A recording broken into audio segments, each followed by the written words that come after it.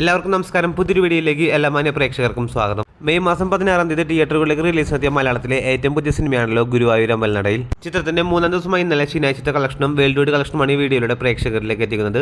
വീഡിയോയിലേക്ക് പോകും മുമ്പ് സിനിമാ ലോകത്തെ ഏറ്റവും പുതിയ ബോക്സ് ഓഫീസ് അപ്ഡേറ്റുകൾക്കായി ഈ ചാനൽ മറക്കാതെ സബ്സ്ക്രൈബ് ചെയ്യേണ്ട കാര്യം പരിഗണിക്കുക. വിപിൻ ദാസിന്റെ സംവിധാനത്തിൽ പൃഥ്വിരാജ് സുകുമാരൻ, ബേസിൽ ജോസഫ്, അനശ്വര രാജൻ, നിഗ്ന വിമൽ തുടങ്ങിയവരെ കേന്ദ്ര കഥാപാത്രങ്ങളാക്കി മെയ് മാസം 16-ാം തീയതി തിയേറ്ററുകളിലേക്ക് റിലീസ് നടത്തിയ മലയാളത്തിലെ ഏറ്റവും പുതിയ ഫാമിലി കോമഡി റൊമാൻറ്റിക് എന്റർടൈൻമെന്റ് വിഭാഗത്തിൽപ്പെടുന്ന സിനിമയാണല്ലോ ഗുരുവായൂർ അമ്പലനടയിൽ. ഇന്നത്തോടുകൂടി 4 ദിവസം പിന്നിടുന്ന ഗുരുവായൂർ അമ്പലനടയിൽ എന്ന സിനിമയുടെ 3 ദിവസത്തെ ഒഫീഷ്യലായിട്ടുള്ള കേരള കളക്ഷൻ പുറത്തു വരുമ്പോൾ ആദ്യ ദിവസം കേരള ബോക്സ് ഓഫീസിൽ നിന്ന് 3,65,00,000 ഗ്രോസ് കളക്ഷൻ നേടിയ സിനിമ.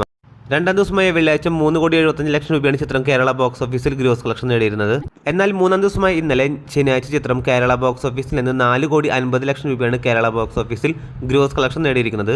ആദ്യ ദിവസത്തിനേക്കാൾ കൂടുതൽ കളക്ഷൻ 2-ാം ദിവസം നേടിയ സിനിമ. 2-ാം ദിവസത്തിനേക്കാൾ കൂടുതൽ കളക്ഷൻ ചിത്രത്തിന് 3-ാം ദിവസം കിട്ടിയിരിക്കുന്നത്. അങ്ങനെ 3 ദിവസങ്ങൾ കൊണ്ട് കേരള ബോക്സ് ഓഫീസിൽ നിന്ന് മാത്രം 11,90,00,000 ഗ്രോസ് കളക്ഷൻ നേടിയ സിനിമ ചിത്രത്തിന്റെ കേരള ഷെയർ കളക്ഷൻ 5 കോടിയിലേക്ക് എത്തപ്പെട്ടിരിക്കുകയാണ്.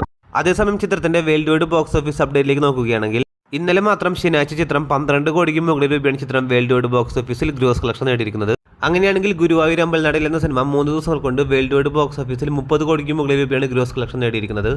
ചിത്രത്തിന്റെ കൃത്യമായിട്ടുള്ള വേൾഡ് വൈഡ് കളക്ഷൻ നാളെ ഉച്ചയോടുകൂടി അറിയാൻ പറ്റുന്നതാണ്. കാത്തിരിക്കൂ ചിത്രത്തിന്റെ ഏറ്റവും പുതിയ ബോക്സ് ഓഫീസ് ഒഫീഷ്യൽ അപ്ഡേറ്റുകൾ അറിയാനായി.